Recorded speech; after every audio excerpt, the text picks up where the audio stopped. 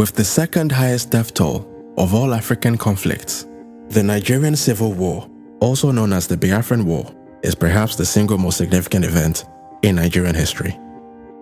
This 3-year conflict, which raged on from the 6th of July 1967 till the 15th of January 1970, would claim the lives of over 100,000 soldiers and an estimated 2 million civilians, as the Nigerian government, led by General Yakubu Gowon, fought to prevent the secession of the self-proclaimed Republic of Biafra, which was led by General Chukwuemeka Odumegu Ojukwu.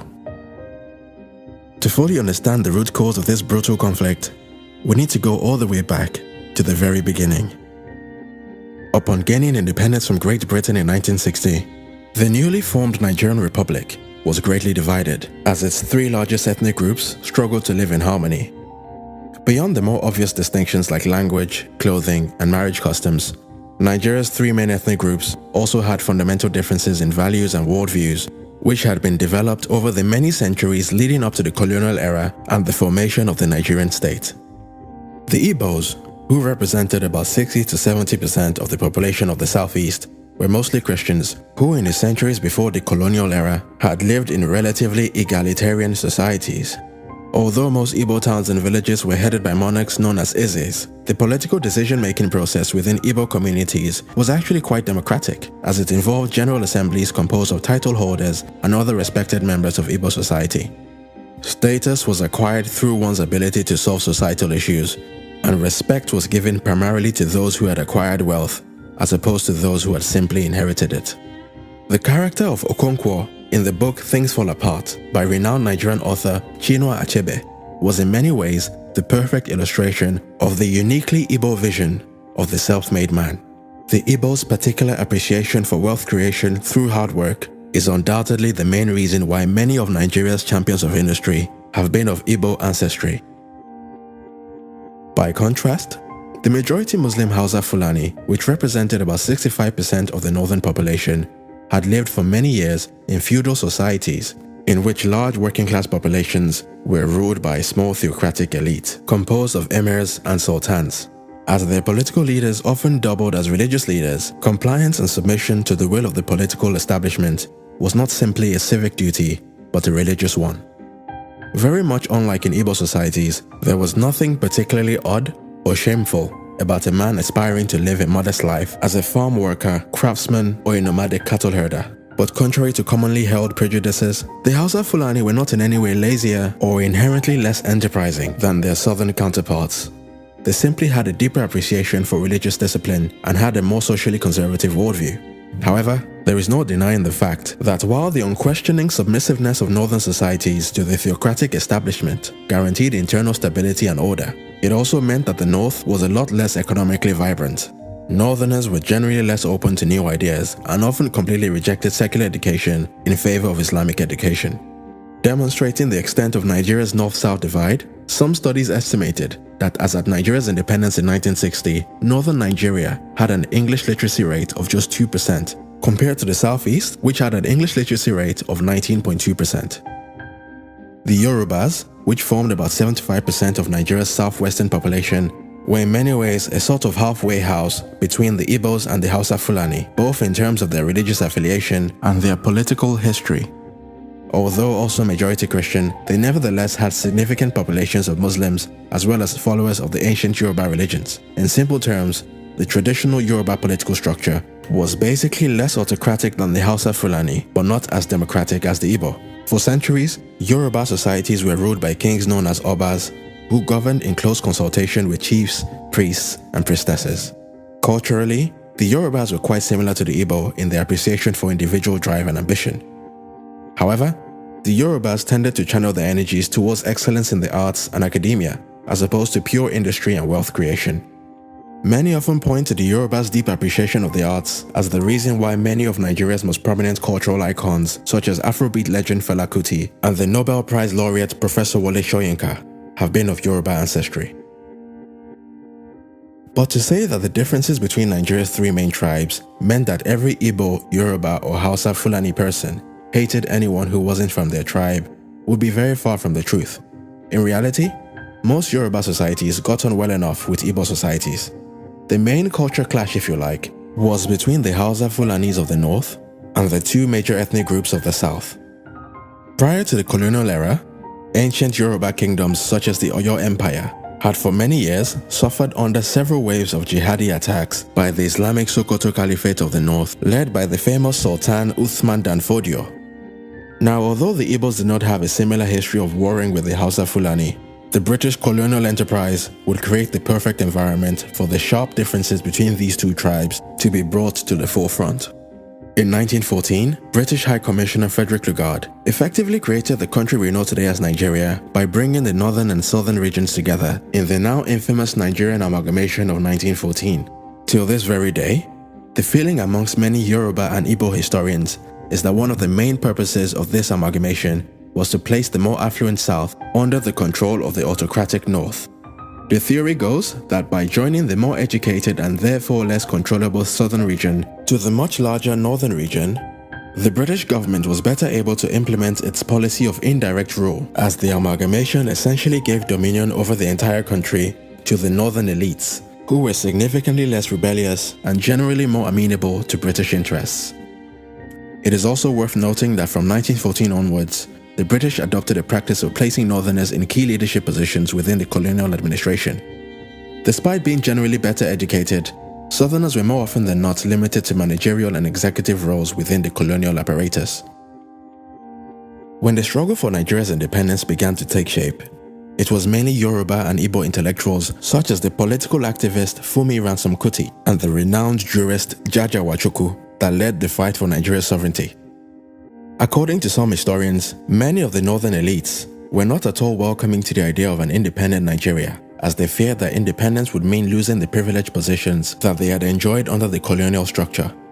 The story goes that as a condition for them agreeing to support the push for Nigeria's independence, the northern leadership specifically demanded that the new nation maintain its colonial political structure. And even though it pretty much guaranteed a continuation of the North's dominance, the Igbo and Yoruba leaders, in their desperation to gain independence at all costs, agreed to the North's demands.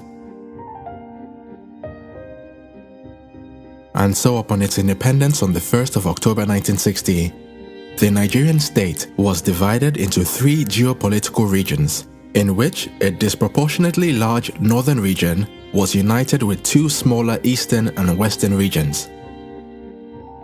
Nigeria's British-style parliamentary government was led by its first and only Prime Minister, Alhaji Abubakar Tafawa Balewa, the northern co-founder of his political party, the Northern People's Congress.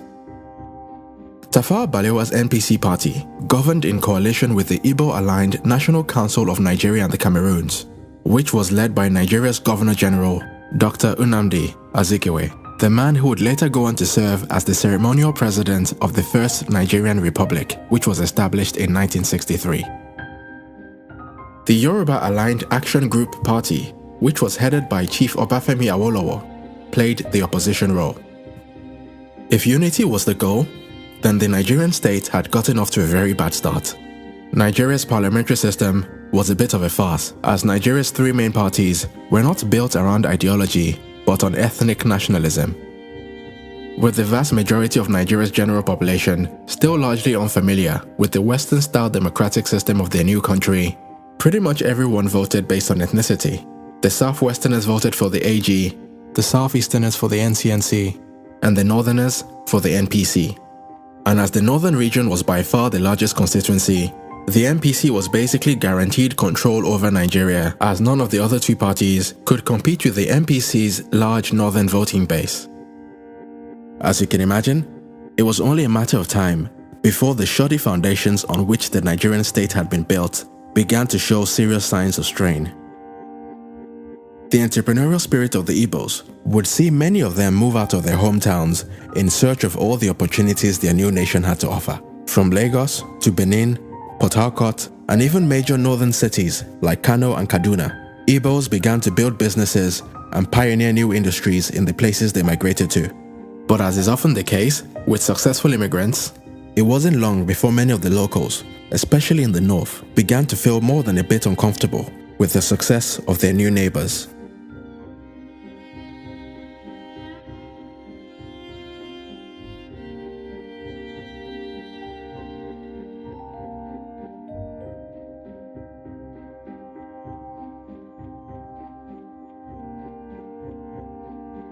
One thing I've noticed, Premier, while I've been here, is that Northerners seem to have, I might almost call it, obsession about the Igbos. Could you perhaps explain that to me? Well, the Igbos are more or less the type of people whose desire is mainly to dominate everybody. If they go to a village, to a town, they want to monopolize everything in that area. If you put them in a labor camp as a laborer, within a year they will try to emerge as headman of that camp, and so on. Well, in the past, our people were not alive to their responsibilities, because you can see from our northernization policy that in 1952, when I came here, there weren't 10 northerners in our civil service here. Then I tried to have it northernized, and now all important posts are being held by northerners. Is this policy of filling all key posts in the north solely with northerners and not with other Nigerians a temporary or a permanent one? In actual fact, what it is a northerner first. If you can't get a northerner, then we take an expatriate like yourself on contract. If we can't, then we can employ another Nigerian, but on contract too. This is going to be permanent, I should say, as far as I can foresee, because it will be rather dangerous to see the number of boys who are now turning from all our learning institutions, coming out with having no work to do. I'm sure whichever government of the day might be, it will feel rather embarrassed, and it might even lead to bloodshed. Doesn't this damage the idea, sir, of all people in all regions in Nigeria being fellow citizens of one country? Well, it might, but you are, new to our region, but how many northerners are employed in the east or in the west? The answer is no. And if there are, there may be 10 laborers employed only in the two regions.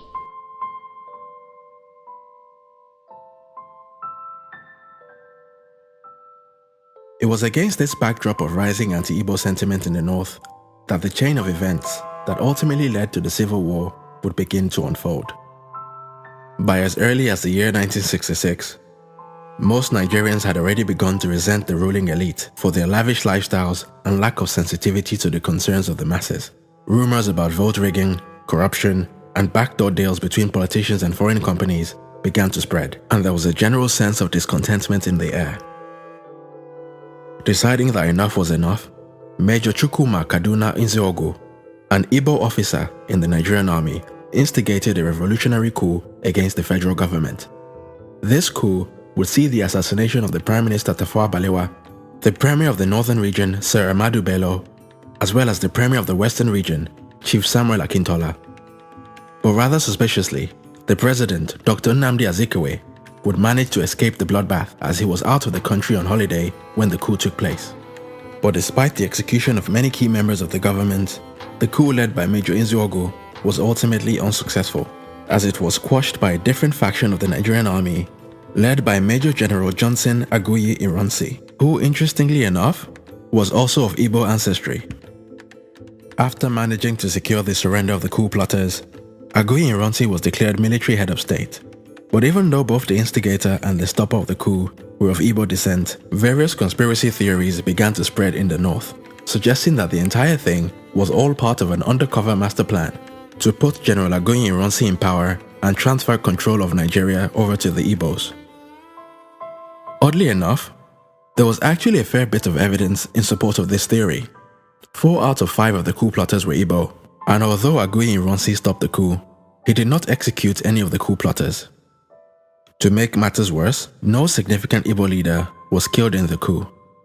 President Nnamdi Azikiwe had avoided all the drama thanks to his suspiciously timed holiday, while Michael Okpara, the Premier of the Eastern Region, had also managed to survive the coup, even though he did end up losing his job to Colonel Chukwuemeka Ojukwu, the man who would later go on to lead Biafra's attempt to break away from Nigeria. These anti-Igbo conspiracy theories would eventually grow from mere rumor and conjecture to an article of faith in the minds of many Northerners. And on the 29th of July 1966, a group of Northern Army officers instigated a counter-coup against the Ironsi administration. Unlike the previous one, this coup was successful. Major General Aguiyi Ironsi was assassinated, and Lieutenant Colonel Yakubu Gowon, a northerner, was installed as Nigeria's new military head of state.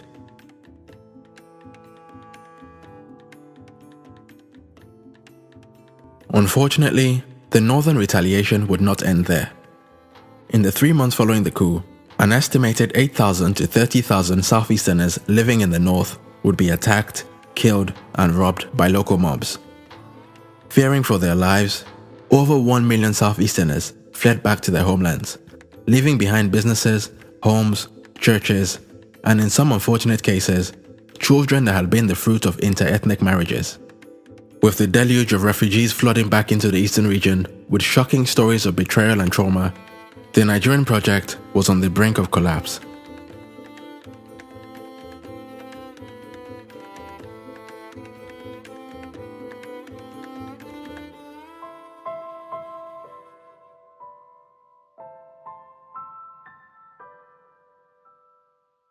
As many Easterners no longer felt safe in other parts of Nigeria, the military governor of the eastern region, Colonel Ojukwu, began to call for Igbos from all around Nigeria to return home.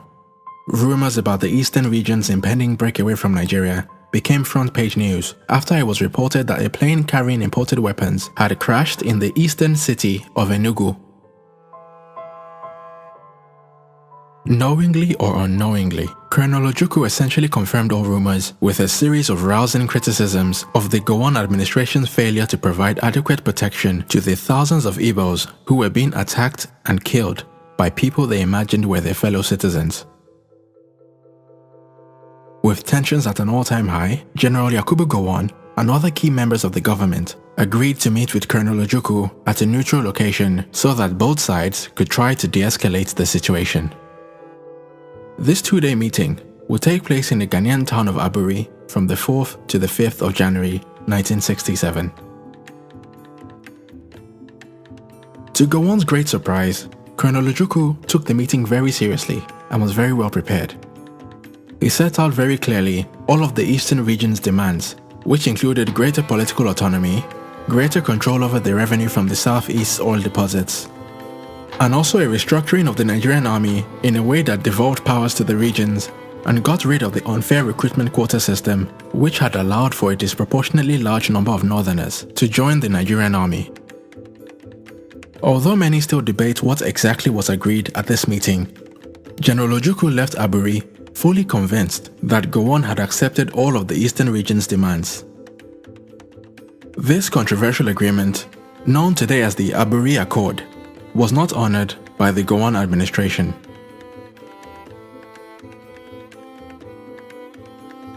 Upon returning to Nigeria, General Yakubu Gowon decided instead to break Nigeria's regions into smaller states and turn Nigeria into an American-style federation composed of 12 states. Except unlike in the American system, each state had very little autonomy and very little control over its own resources. For many in the southeast, this was the last straw. With the Gowon administration having put its cards on the table, Colonel Ojukwu's mind was made up. He proceeded to consult with the various chiefs and traditional rulers of the eastern region, and on the 30th of May 1967, Ojukwu officially announced the secession of the eastern region and the establishment of the state of Biafra. And with the support of many key members of the southeastern leadership, Colonel Ojukwu cut all ties with the Nigerian army and was proclaimed General Ojukwu, Biafran President and Commander-in-Chief of the Biafran Army. The declaration of Biafra's secession was celebrated in the streets. For many, the establishment of Biafra was a long-awaited restoration of the pre-colonial sovereignty of the region and the beginning of a bright new dawn for its people. But unfortunately, the celebrations would be short-lived, as the Nigerian government's response was to declare war on Biafra. And although the Biafran army had no air force, no navy, and a chronic shortage of weapons and manpower, General Ojukwu was surprisingly optimistic about his new nation's ability to withstand the Nigerian army.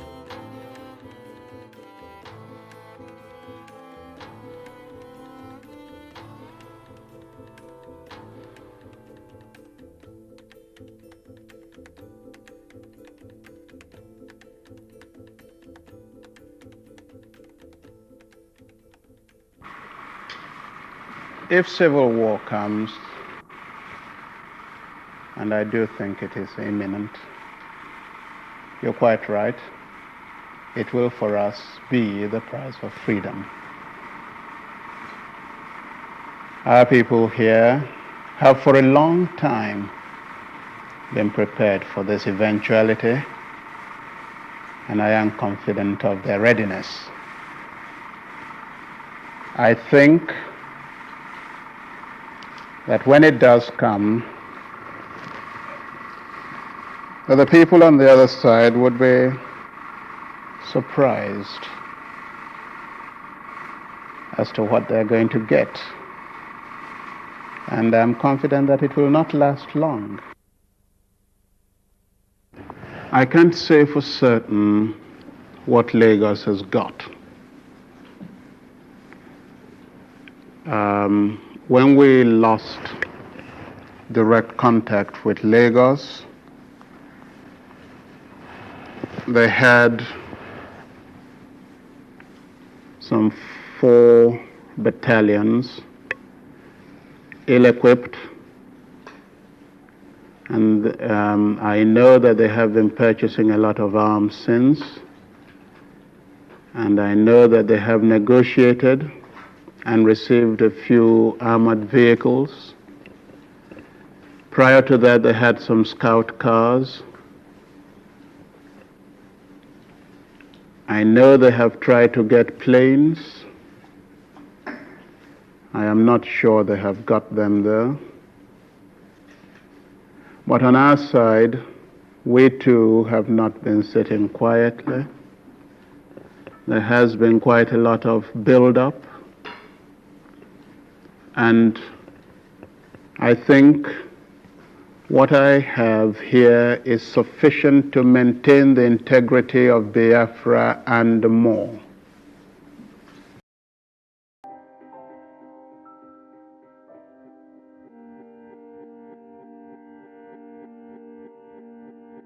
But putting aside General Ojuku's confident fighting talk, the reality of the matter was that Biafra was by far the underdog in this fight. The Nigerian military was larger, better funded, better trained, and had secured the support of Britain and other world powers. The expectation in Lagos was for the war to be over within a matter of weeks, or in the very worst case scenario, 6 months. But much to the surprise of the Nigerians, the Biafran army would prove a lot more resilient than they could have ever imagined. Despite being composed of a largely untrained and unskilled group of young men and teenage boys, the Biafrans would manage to withstand the Nigerian onslaught for 3 brutal years.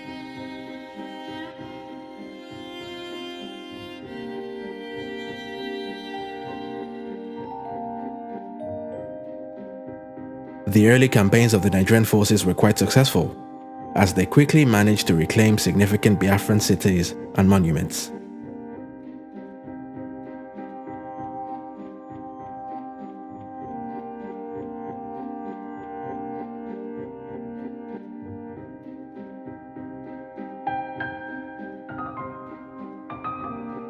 But after nearly a year of fighting, the war reached a stalemate as the Biafran army began to stand its ground and maintain control of key cities and towns. Within the nation itself, the civilian population tried to carry on living life as normally as they could. With most of the men and boys on the battlefront, it was up to the women to manage the day-to-day running of the country. But as the war raged on, any hopes that the civilian population had of continuing to live their normal lives began to fade away. With both sides unable to reach an agreement, despite several attempts at peace talks, including one in Ethiopia presided over by Ethiopian Emperor Haile Selassie, the Gowon administration came to the very reckless conclusion that the only way to break the deadlock would be to trigger its nuclear option.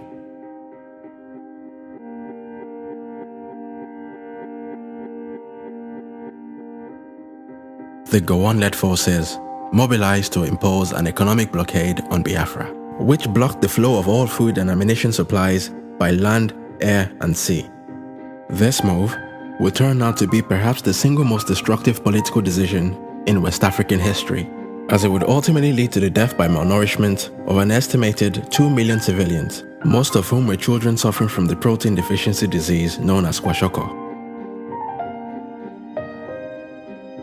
You see, prior to the war, dietary protein in the Biafran diet primarily consisted of locally sourced seafood, as well as dried stockfish, which was imported from Norway.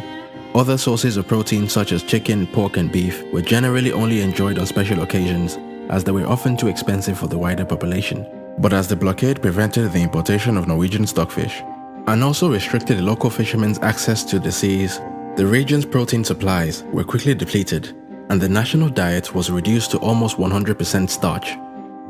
As the war took place around the golden era of TV media, the images of millions of malnourished Biafran children, projected on TV sets worldwide, would be one of the global community's earliest introductions to the now infamous trope of the starving African child.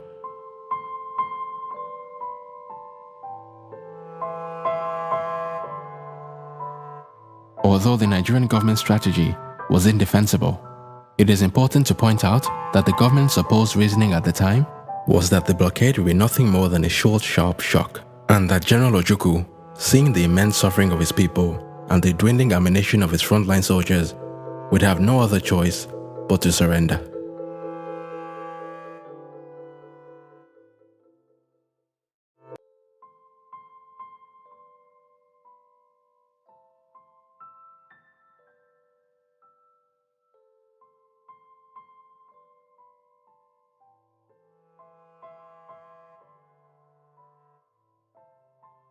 However, what the Nigerians had failed to realize was that the Biafran state had secured the support of a foreign benefactor of its own. Although the only countries to publicly recognize the state of Biafra were Tanzania, Gabon, the Ivory Coast, Zambia, and Haiti, Charles de Gaulle's France had taken a secret interest in Biafra as it saw it as the perfect addition to its sphere of influence in West Africa. According to French President Charles de Gaulle, Biafra was a just and noble cause, and so working closely with the French-aligned governments of the Ivory Coast under President Félix Houphouët-Boigny and the Gabonese Republic, led by President Omar Bongo, the French government helped to prolong the war by providing Biafra with weapons, mercenary fighters, and as much food as could be smuggled past the Nigerian blockade. France also publicized Biafra's cause on the international stage, describing the situation as nothing short of a genocide. The eventual discovery of France's involvement in the war would lead to protests on the streets of Lagos, with many accusing the French government of being the real reason why the war had continued, despite the fact that the Biafran forces had very little chance of overcoming the Nigerian military.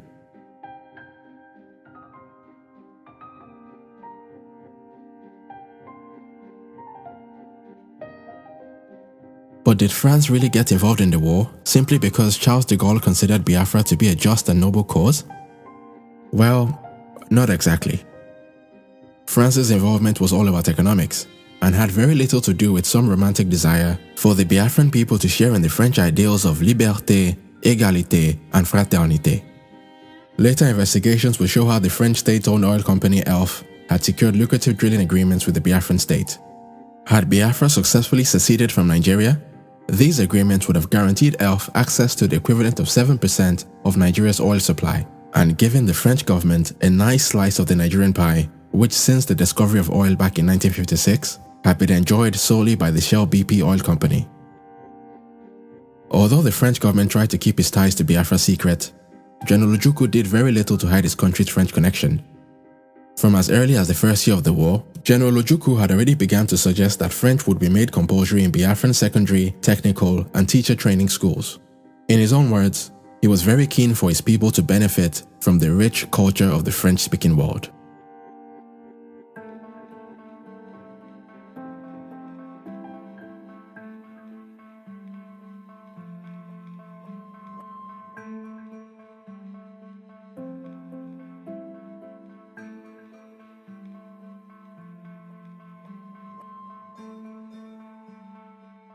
As the death toll began to rise exponentially, the whole world was becoming more aware of the level of carnage and immense suffering of the Biafran people. The Nigerian diaspora was galvanized, and protests and counter-protests began to take place on the streets of London and New York. Some Nigerians blamed General Ojukwu for the deaths of his own people, arguing that by continuing in a war that he knew fully well he could not win, he was putting his personal ambition ahead of the lives of millions of people. But for many in the Biafran diaspora, the economic blockade was nothing short of a vicious genocide aimed at exterminating the Igbo people once and for all.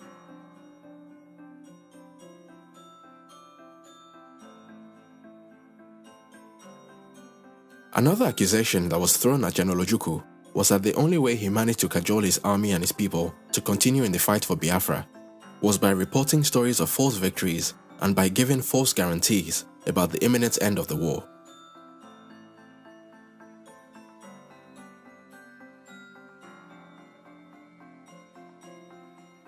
On the Nigerian side, the government continued to double down on its position. Despite reports of horrific levels of death and suffering, the Gowon-led government refused to blink first and continued to accuse General Ojukwu of killing his own people by lying to them about their chances of winning the war. I do not wish to say anything on this occasion that might be regarded as prejudicial to the peace talks now going on in Kampala, Uganda. But in the words of Mr. Asika, the rebel leaders ought to know when enough is enough. They should call a halt to the shameless deception of innocent Igbos with reports of fictitious victories on the battlefronts. They should appreciate that the so-called diplomatic recognition by dubious characters cannot, in the least, alter the course of Nigerian history. It is sheer wickedness for Ojukwu and his clique to continue to goad innocent citizens to support rebellion and lay down their lives for a cause that is not just. The rebel leaders know in their hearts of hearts that all their false propaganda about genocide and massacre derives from personal ambition and the haunting fear of their own future and safety. Consequently, they do not know when to stop. I call on those who claim to love Nigeria and the Igbos to face realities and advise the people of the East Central State to lay down their arms and return to the fold. It is not enough for organizations and individuals to ask the federal government to cease hostilities while ignoring the evil intentions of the rebels. I honestly believe it is in the true interest of the Igbos that they return to the fatherland. I am satisfied that all other Nigerians have learned the lesson of our most recent history and the current civil war. And I pray to God that there will never be a repetition. You see, contrary to popular belief, the Biafran government was much more than just a rebel military force. General Ojukwu also assembled a group of elite writers and artists who were tasked with cultivating nationalist spirit at home and also spreading Biafra's message on the world stage. Political cartoons were put up all around the country, pushing simplistic interpretations of the causes of the war and demonizing not just the Nigerian military, but the Nigerian populace at large.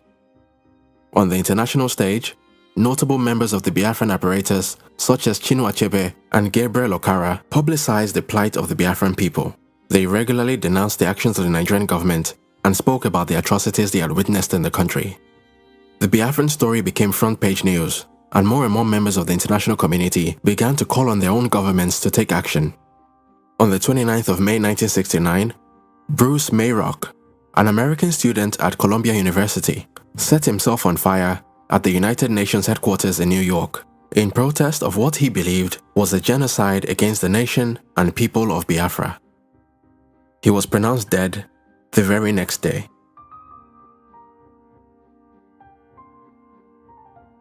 With more and more of their own citizens calling for political intervention, the response from Nigeria's international backers was to ramp up their military support for the Nigerian forces to help them break the Biafran resistance once and for all. With their increased firepower, the Nigerian Federal Forces launched another major attack on the Biafran defense in the last week of December 1969. This final offensive, known as Operation Tailwind, was executed by a battalion led by Colonel Olusegun Obasanjo, a man who would later go on to be a two-time president of Nigeria. Operation Tailwind would ultimately break the deadlock. After over 3 weeks of heavy fighting, the last two major strongholds of Owerri and Uli fell to the Nigerian forces. Unwilling to go down with the Biafran ship, General Ojukwu fled by plane to the Ivory Coast, leaving behind his deputy Philip F. Young to negotiate the terms of Biafra's surrender to General Yakubu Gowon on the 14th of January 1970.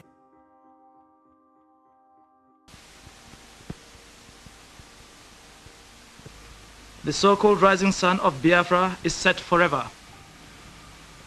It will be a great disservice for anyone to continue to use the word Biafra to refer to any part of the East Central state of Nigeria. The tragic chapter of violence is just ended. We are at the dawn of national reconciliation.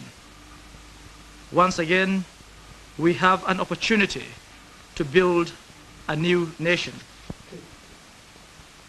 You will have heard that my government may seek the assistance of friendly foreign governments and bodies, especially in the provision of equipment to supplement our national effort.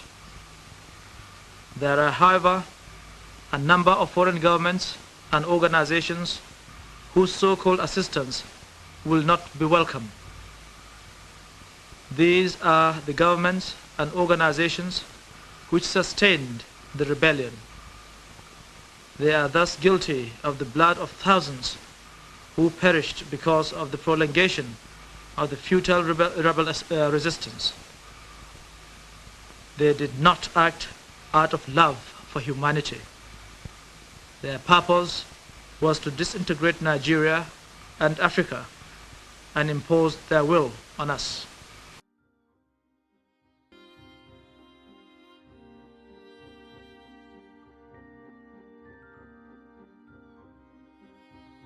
To say that the Nigerian government did not do enough to bring healing and reconciliation in the years following the war would be a gross understatement.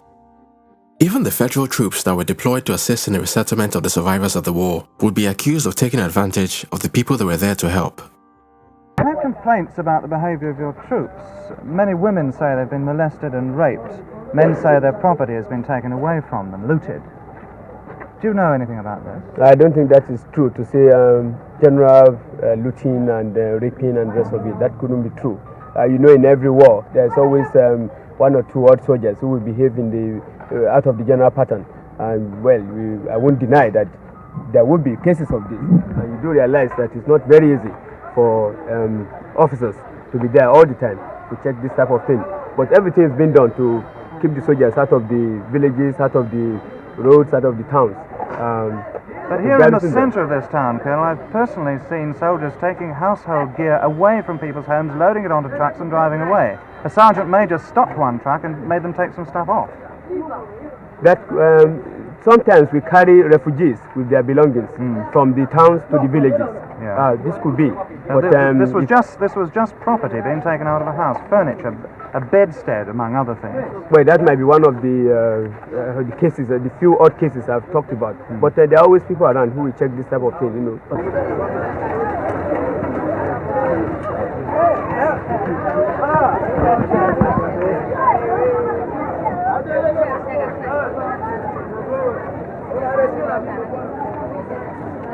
Have the federal troops behaved badly since they came here?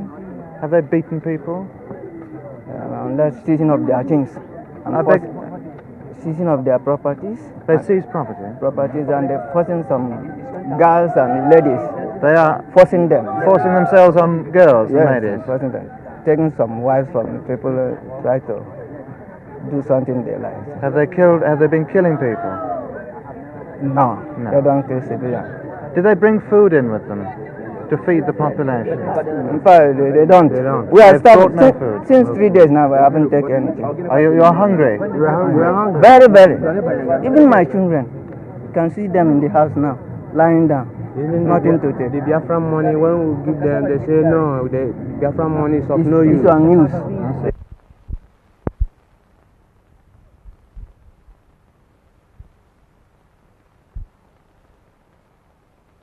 Do you know anything about raping or looting? No, I know nothing about that. No. What about food supplies? Is it true that the relief supplies are not coming in? Well, we have to make a distinction between the rural areas and the towns. It is coming into the towns because it's easier to arrange for transport. But obviously, it's more difficult to penetrate into the rural area. Have you seen any relief supplies here? Where's the feeding station?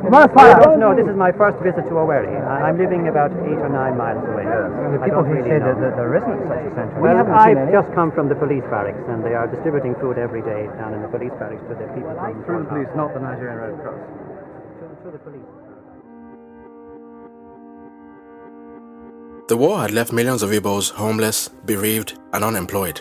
To make matters worse, Nigeria had changed its currency during the war, and so the many Easterners who still held the old Nigerian currency were left in a very precarious position. The man who was tasked by the Gowon administration to rectify the problem was the former opposition leader, Chief Obafemi Awolowo, who at the time was Nigeria's Commissioner of Finance. His solution was to simply award every Easterner a grand total of 20 Nigerian pounds, regardless of how much money he or she had in their bank account prior to the war. For obvious reasons, this policy was seen as a deliberate attempt to cripple the economic recovery of the Igbo middle and upper classes. It was also at this time that the Gowon administration passed the controversial indigenization decree, which basically forced all foreign-owned companies operating in Nigeria to sell a proportion of their shares to Nigerian citizens. With many Igbos left with just 20 Nigerian pounds to their name, the main beneficiaries of the indigenization policy were the wealthy Yoruba and Hausa Fulani elites. Even till today, the wealth of a few of Nigeria's most prominent Hausa, Fulani and Yoruba families can be traced all the way back to shares that were acquired under Gowon's indigenization policy. A whole 50 years have now passed since the end of the Civil War, but the ghost of Biafra continues to haunt the Nigerian state. Just 1 year after the death of General Ojukwu in 2011, a group known as the Indigenous People of Biafra, or IPOB for short, became the latest among several post-war Biafran secessionist movements that have tried to lead a second Biafran breakaway. The response from the Nigerian government has again been very heavy-handed, showing how little has been learned from the mistakes of the war. The IPOB leader, Nnamdi Kanu, has been arrested and harassed numerous times by the Nigerian state, which has only helped to energize his base and build his cult-like following. The Biafran question now occupies a menacing position in Nigeria's political terrain, and with each passing day, it is becoming very clear that the Nigerian government can no longer continue to sweep the matter under the carpet. The IPOB are not the only independence movement threatening to break the Nigerian Union. The oil-rich Niger Delta region, which despite being the source of Nigeria's wealth, remains one of the most underdeveloped regions in the country, has for many years been riddled with militant separatist groups such as the Niger Delta Avengers and the Niger Delta Greenland Justice Mandate. Similarly, for many years, a number of groups in the Yoruba heartlands have been calling for the creation of a separate Yoruba state that would be known as the Oduduwa Republic. The one thing that unites all of these groups is the strong belief that nothing has really changed since colonial times. In other words, the only group that still has a vested interest in the continuity of the Nigerian Union are the northern elites. And in all honesty, it doesn't take a rocket scientist to understand why this view is so prevalent. There is no doubt that a breakup of Nigeria would most likely lead to economic ruin for a lot of rich and powerful northerners who could potentially find themselves left behind in a landlocked country with no access to the sea, no oil revenue, and a large undereducated population, of which an estimated 50% of women have no formal education. When Frederick Lugard created Nigeria back in 1914, it was arguable that he had no idea how badly the Nigerian project would turn out. But what has become very clear over a century later is that Nigeria in its current state just does not work. For a country as large and as diverse as Nigeria, the concentration of power in the Nigerian federal government is a recipe for disaster.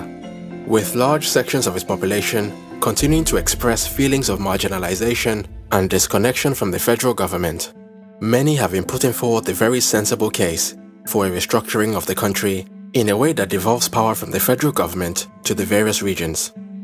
This would mean giving each region power over their own resources and a greater ability to decide their own destinies.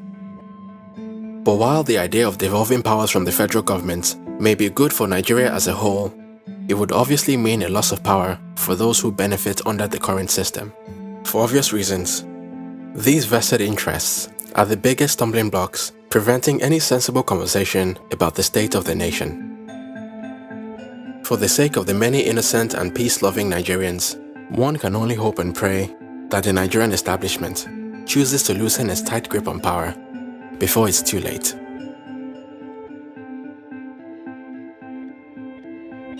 Once again, it's KB Taiwo for New Africa. If you've enjoyed this video and would like to see more content like this, then please like and share this video. And also consider supporting us on Patreon at www.patreon.com/newafrica. Thanks again for all your support, and until next time.